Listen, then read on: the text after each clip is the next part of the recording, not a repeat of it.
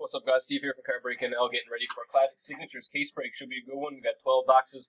Lots of autographs going to be in this break, so it should be a long one, but it should be lots of hits as well. So we're live. Good luck. This one is deciding the last 5 spots in the break.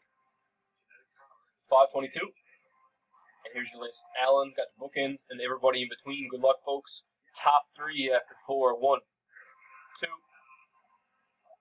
3. Is the timestamp?